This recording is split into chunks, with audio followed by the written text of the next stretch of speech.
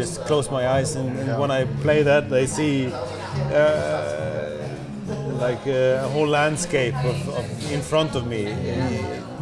In my imagination, I'm just there, and I'm just playing this, and I'm choosing a path for myself, and I'm going there with the music, and it's only me and the music, and the audience, they can come along if they want.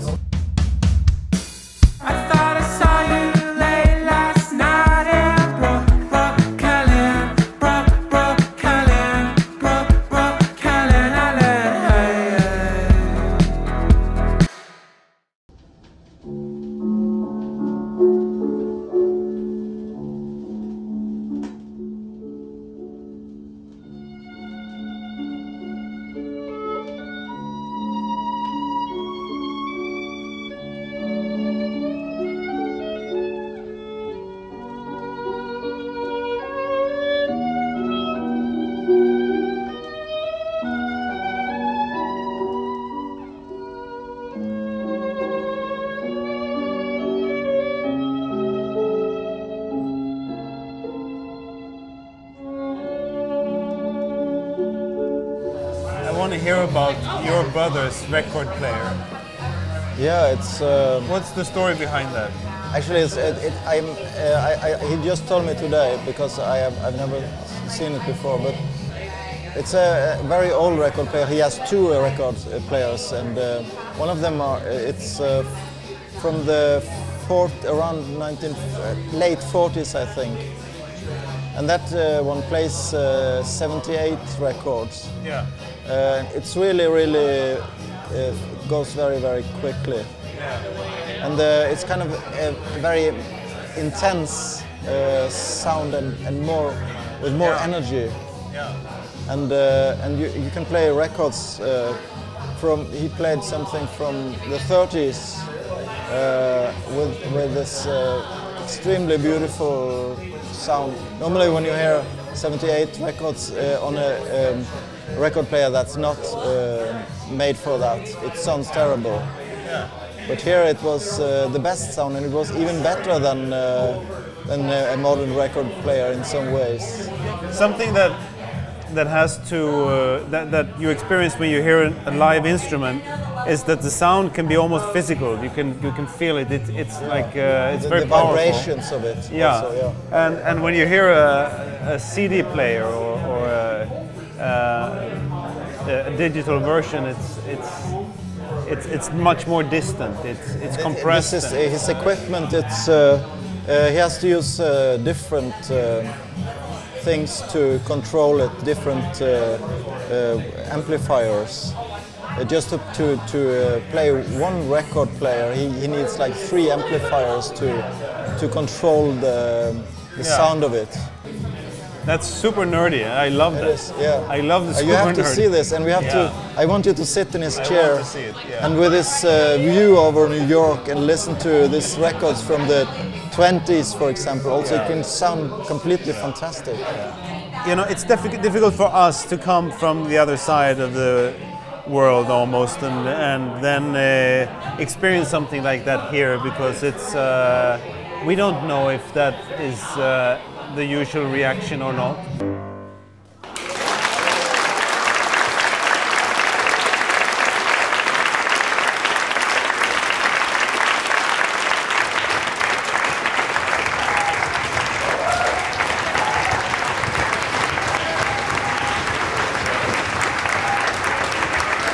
I felt that after even the first piece, I felt that there was this reaction that I never experienced before. There was, and this made us, it gave inspiration to our way of playing. Yeah, and you know what happened after the first piece? That we came in, you know, and it's always very, it's so tense. When we first come in, it's the first notes. You know, we don't know how the hall is going to react. The sound will react to all these people if the sound is going to be different or not, and you're actually there and you're having, you know, there's a lot of things. It's like a birth, you know, yes. In that moment, and we but after the first piece, the guy sitting on the first row He was probably a super music nerd, which I love, by the way. Yeah, he talked. But he had talked the to suit me. on. He had the tie with the piano keys and with notes and everything. I immediately thought he was some kind of important person. Yeah, I thought he was important too because he was sitting. You never know. But you never know. He talked to me after the concert, and he was really begeistert. Yeah, he was enthusiastic. Enthusiastic, yes. Yeah. But, So after the first piece, the Glier piece, then obviously we did our very best. You know, there is a lot of tension. You have to try to build it for a long, phrase that covers the whole first part of the concert, actually, until the intermission. So it's important also to keep the energy between the pieces. But what happened was that when we ended the last note of the first piece, and there was complete silence, and that guy said, "Whoa." yeah, he did. Yeah, he did. Yes. And it was great, but at the same time, it was also disturbing, I think. Yes. Because it's like, okay, but it's not the top. You know, this is not the combination. You should wait. Yes, you know? yes. Don't tell us it's good yet. No, but Let us fight a bit more for it. You know. But it's such a personal thing. When I almost try to just go inside myself as much as possible. Yeah, but it's difficult to, especially for you when you're looking at the audience, to be in your world, in music world. It's easier for you. You're looking to the side. Yeah, I'm like. But you know, pianists always have like a. Yeah, it is. Not always. Some pianists have like a bit of crazy side. They're very, very personal people. And there are someone who also are a little bit more showman types who smile and look at the audience even when they are playing. What was his name? This popular guy in the 60s, 70s, pianist with the white piano. Oh, Liberace. Liberace, yeah. He was great. He was great, but he was kind of a genius in this way of having contact with the audience. Yeah. He was even I think he was exercising how to smile while he was playing. Yeah, because I have a friend. No, it's not a friend, but it's an old colleague who was a flutist and a saxophone player in Tivoli in Copenhagen in the Promenade Orchestra. I can tell you about that later. But he was Liberace came to Copenhagen to do a concert in the Tivoli Hall. Yeah. And he was hired to play with him in the backing band. Oh yes. Yeah, because he usually used local artists, local backing bands. It was pretty common at that time. Okay. So he was there on stage playing the saxophone, and he told me that Liberace was on stage with the white piano, you know, playing, smiling, and everything. And there was another guy sitting just off stage with another piano, just going at it like crazy. Okay. Yes. So he would have a backup. So we had sounded much more than he was playing. Yeah, it was double. It was double. That's kind of cheating, isn't it? It's a bit cheating. I was right after I was finished at the conservatoire. I got a possibility to join this Promenade Orchestra for a few years. Okay, you were there so long? Yeah, and I was doubling that job with another cellist, and I have to tell you, I was not sure that I would take that job. No, because the Promenade Orchestra had a not very fantastic reputation. No. But as a musician, we have to earn money, and I thought, why not? So I said yes, and it was the most incredible experience. Yeah, okay. Yeah, because imagine this: we have Tivoli, which is Tivoli with all the attractions and all the roller coasters and all the restaurants and everything. And then there is an open stage on one side. Just when you enter the main entrance to Tivoli, on the right hand side was the Promenade Orchestra stage. So we would start an evening at 6 o'clock, playing a set of 45 minutes on the stage. The repertoire was new every day. Yeah. No rehearsals. No.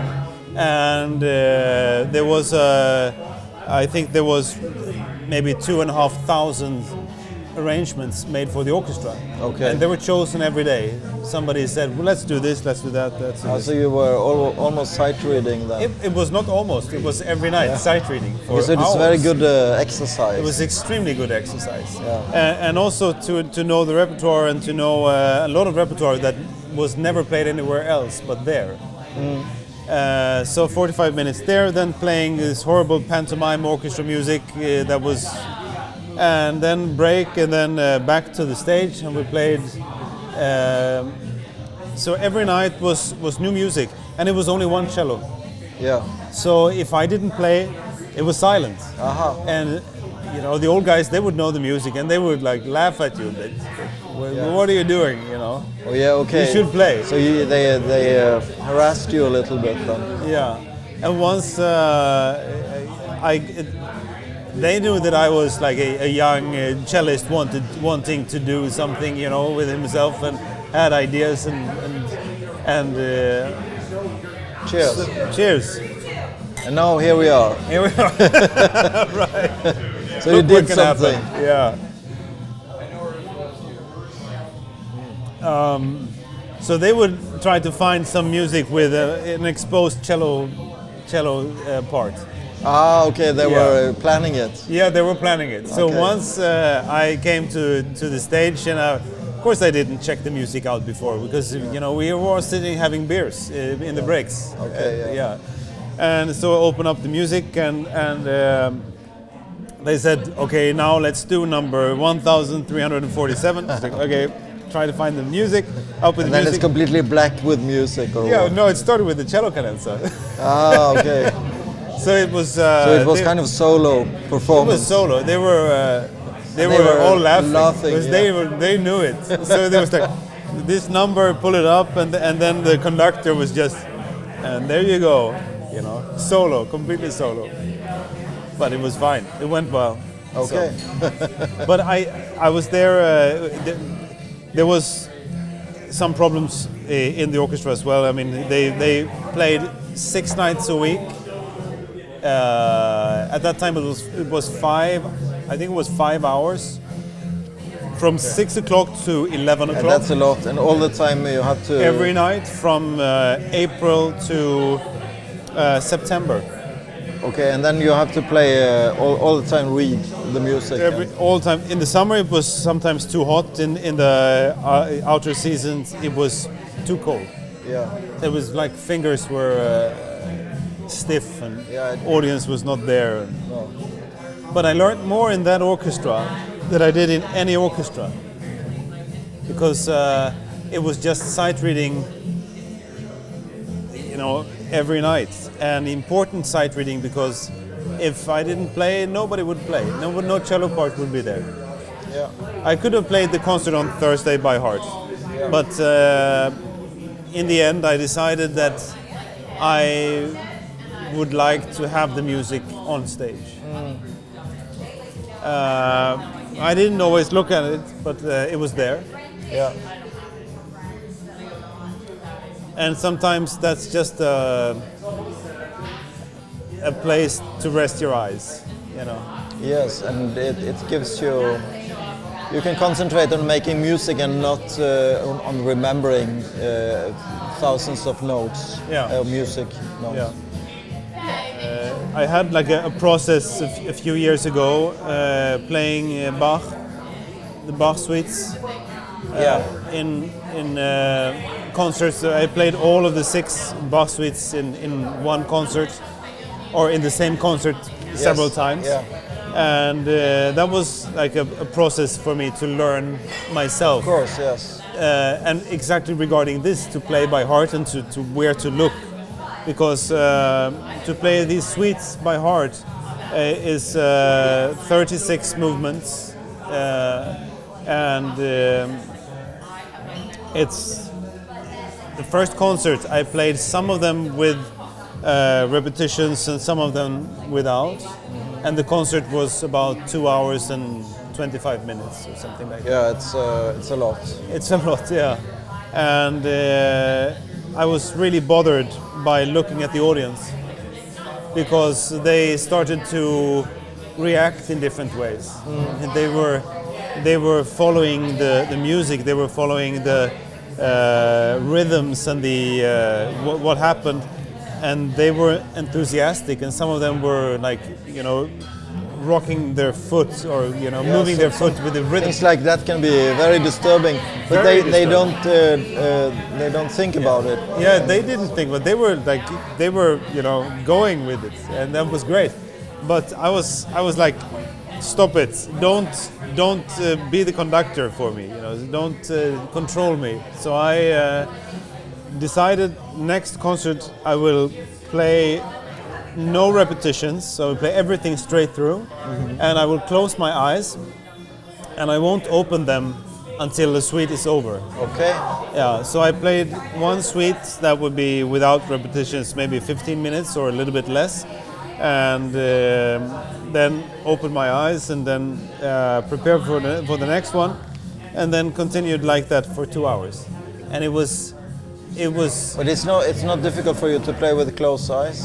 No, it was. I learned how to do that, and now it's much better for me to do that. So I closed my. But it was a bit crazy experiment to sit in front of an audience and with closed eyes for 2 hours. Yeah. Okay. Yeah. It sounds like a special experience. But I could almost forget that they were there. Yes. And my way of behaving with the cello or moving with the cello and feeling my own musical freedom and technical freedom was very much enhanced after a while. I actually tried one time. I had a big concert in Tivoli concert hall with the all Chopin program, and towards the end of the third ballad, all the lights went out in Tivoli concert hall. It was completely dark suddenly, and I just continued to play, and there was really, you couldn't see anything, and I was, you know, at that moment it was kind of a shock, and I didn't know if I could play it without seeing anything, because it's a piece where you move a lot with big chords, especially towards the end of the piece.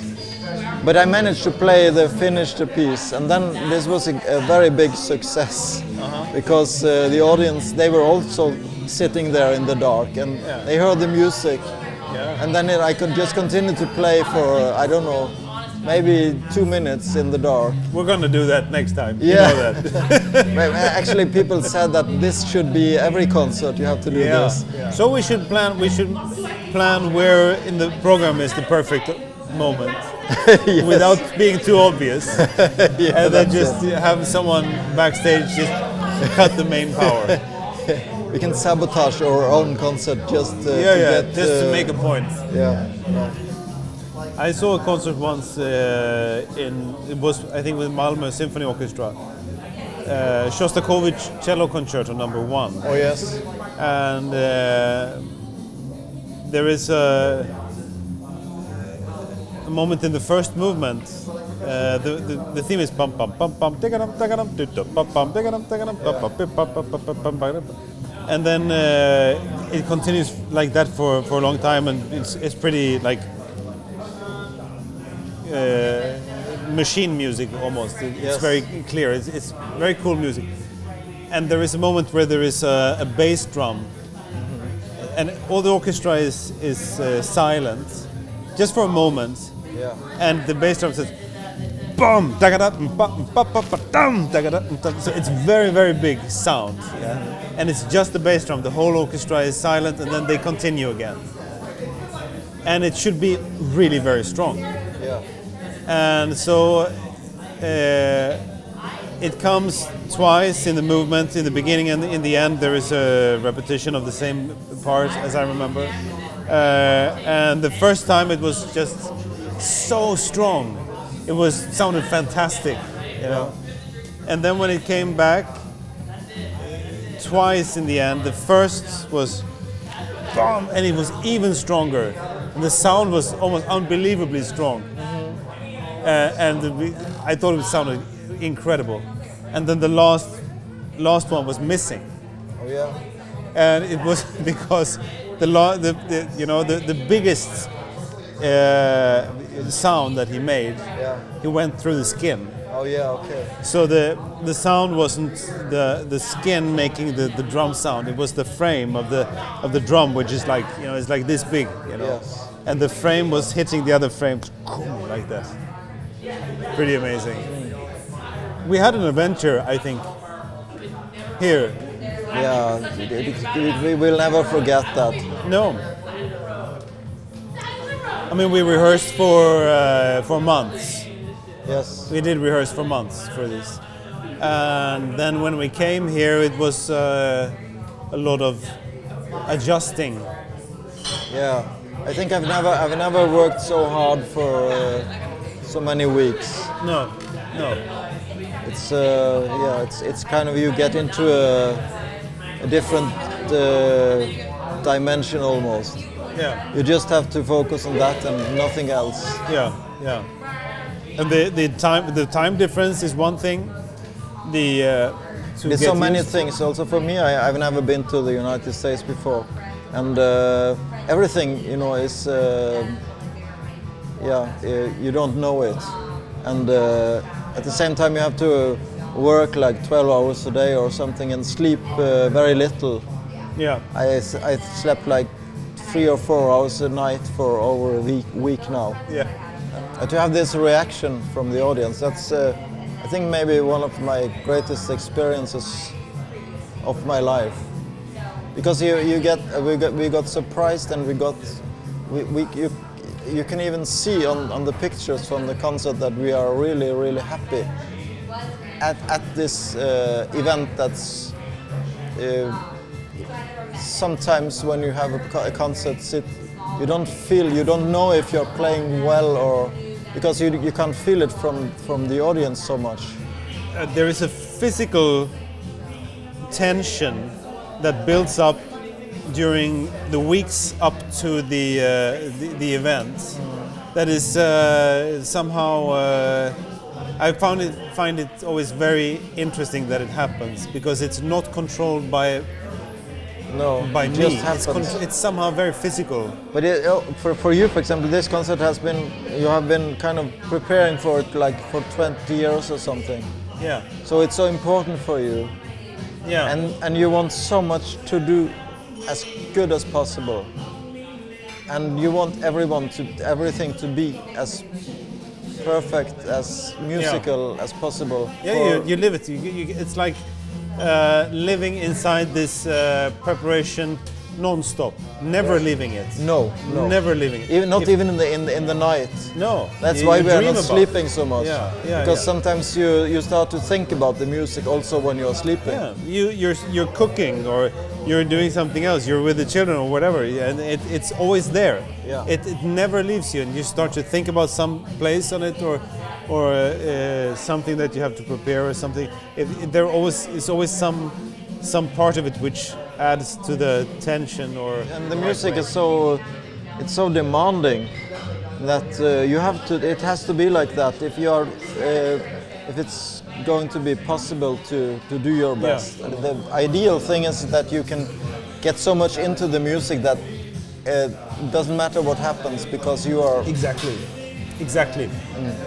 And if you are there, then it's you are really, making music and not something else. Yeah. I always try to say to myself before I go on stage also, make music. That's what I tried to work on when I was playing Bach. This project is to just go with my own flow and just close my eyes, and when I play that, I see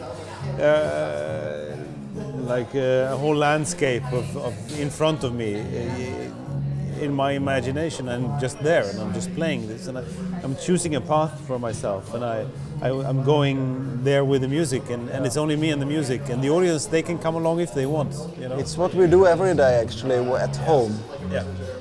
But then when there's an audience, and then it's it's a question of trying to find that.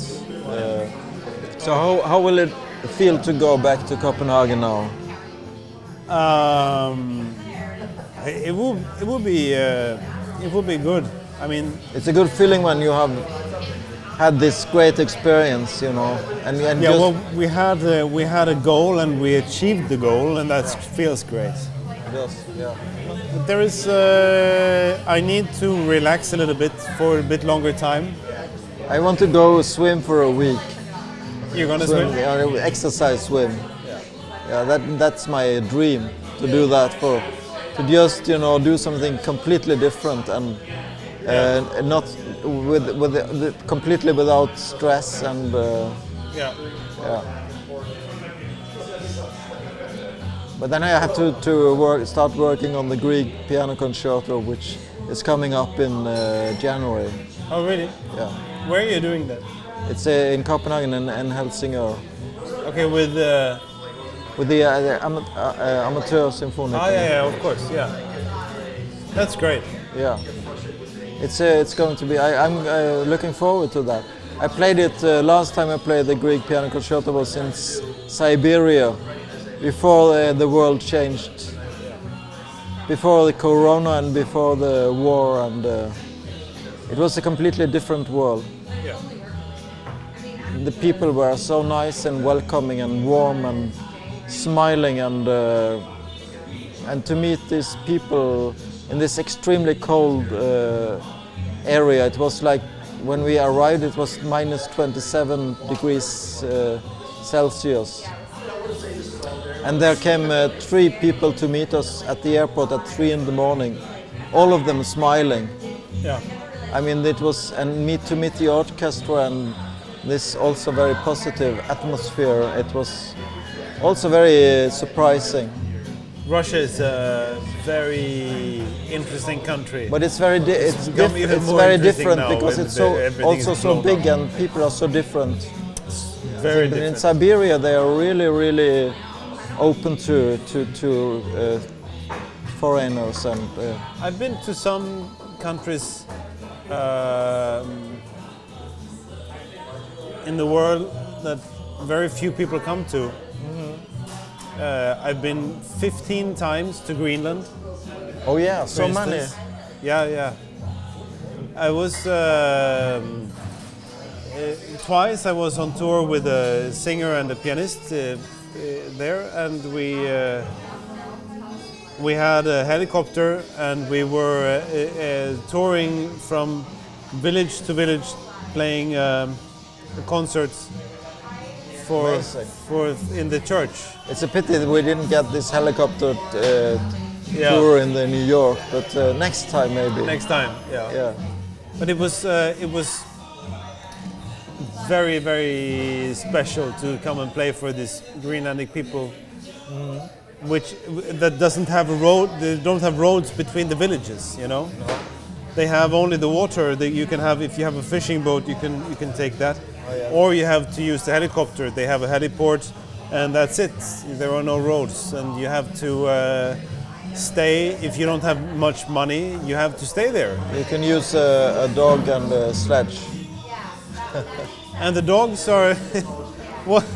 Once one place we came to, we were picked up at the heliport, and we came to the concert hall, and the guy who was driving us, he was dropping us off at the concert hall, and there was a dog. Yeah. And he was like, "Oh, there you are. That's my dog. I haven't seen him in a week." Oh yeah.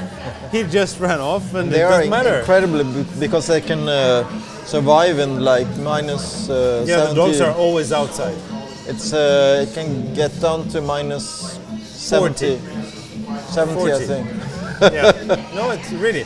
When we were in definitely more than 40, I think. There are a few moments there which was very touching. I bought handmade seal gloves from a woman on the sort of main square in Nuuk. That's the capital of Greenland. You can call it the main square, but it's actually just the area outside the grocery shop, you know. That's the main square, and that's where people come to sell their homemade things. And I bought these seal gloves from her, and she was looking at me with the most beautiful smile you can imagine. She was old. She was, I don't know, 70, 80, something like that. Yeah. Her whole face was wrinkled, and she had maybe one tooth left. She only spoke Greenlandic, a language that maybe 30,000 people speak in the whole world. Yeah. And she made such an impression on me. This connection that you have with the people, it feels really very genuine. Yeah, it is, and it can happen when I hear Rachmaninoff play a piece on the piano also, but it's very rare. I mean, this is something that happens maybe every 5th or 10th year or something. That I get so touched by hearing someone playing the piano that I start to cry. Yeah. You're not supposed to cry when you are playing. No. But sometimes it can be very effective. Sometimes it will be too much. It's, you know. Did you try to cry when you were playing a concert? I have been about to cry. I've suppressed it. Yes. You know. Yeah. On Thursday when we played our concert, there were some people that thought I was crying, but I wasn't. I just because you had a problem with your eye. You were sweating. I was sweating, and there was like a lotion or something that I came into my eye, and it was hurting. Yeah, yeah. And but I heard some of the audience said that they were very touched. They were very touched, but that's great. That's fantastic. I'm very happy that they were touched. I was touched myself. Actually, I did not cry. I was trying to be professional. Yeah. Actually, some months ago, my daughter was had a leading role in a musical, and she was able to night after night to sing a song where she was almost wanted to take her own life, and she was crying while singing, and that was, I mean, she could control that almost, and that was in this kind of music that was really well, it had a great effect on the audience. Yeah, that sounds great. Yeah. You know what gets me every time? No. Yeah. Children singing. Also for me, also especially when it's my own children sing. that does have an effect. Yeah. Even today when they sang for Greta. Nu kommer fuglene igen, og lyset vælter pludselig ind. Det kommer gennem alle sprækker, lysene er tilbage. She was crying and I had a tear in my eye also. Yeah. But there is something about really small children singing. Yes, when they sing a little bit out of tune, and they it can be very touching.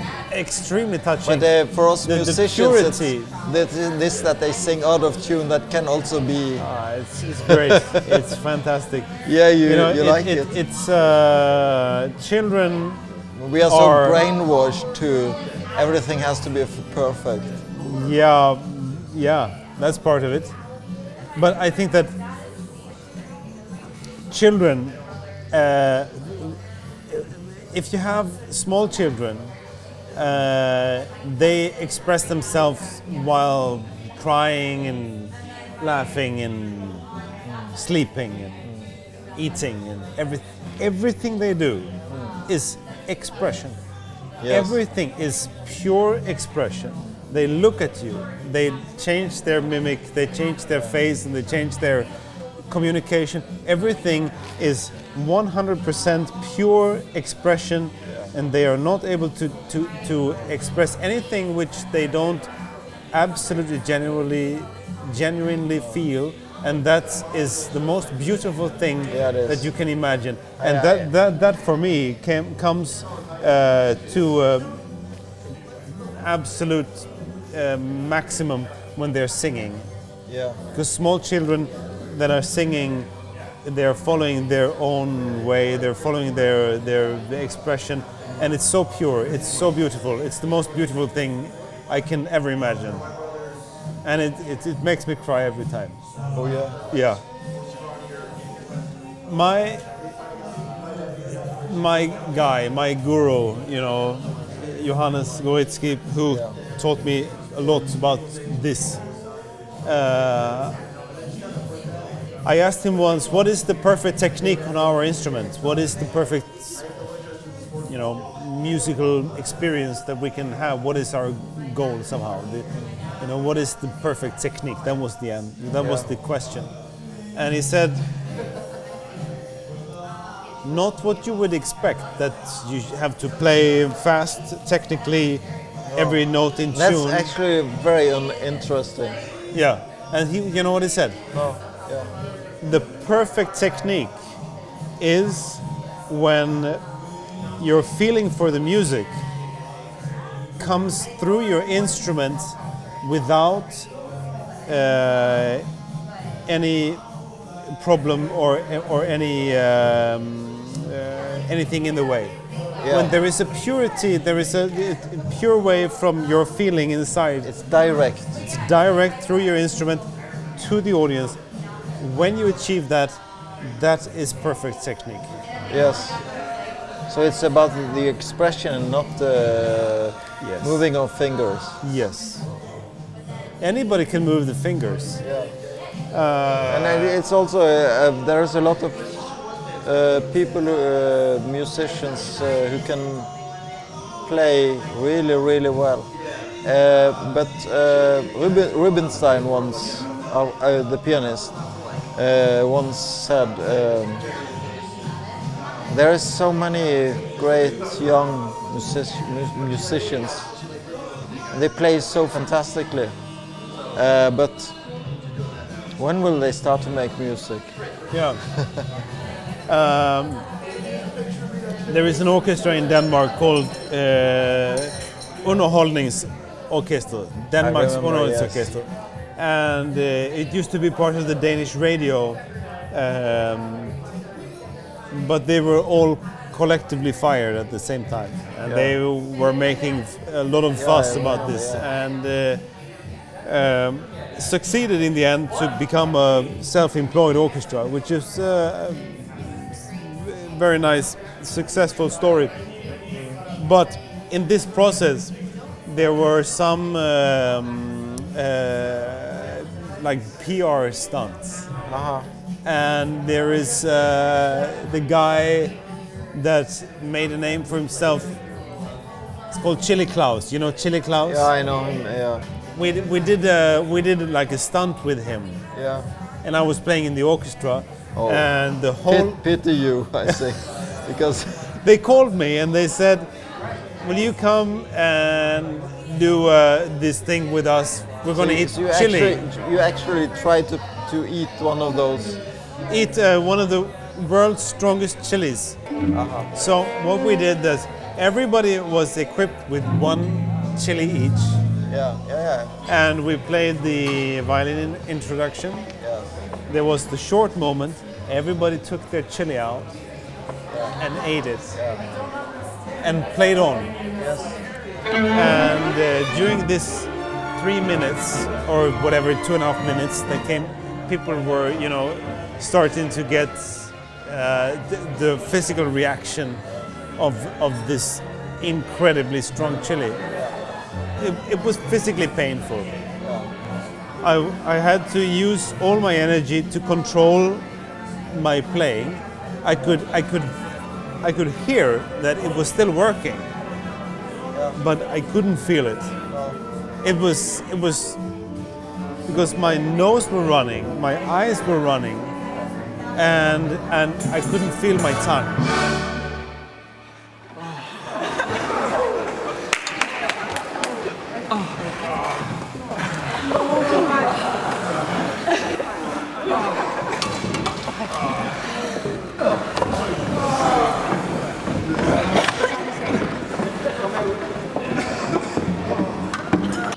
It's pretty incredible how people control their bodies in favor of the music. No. People did not allow. I mean, they tried to find the angles of people who were suffering, but with quite extreme pain, people would continue their playing. And was quite professional about it, and they were in such pain. Yeah, and when you are playing a concert, whatever happens, you have to. The show has to go on. Yeah. I'm a butterfly, taking my time. I'm a skeleton.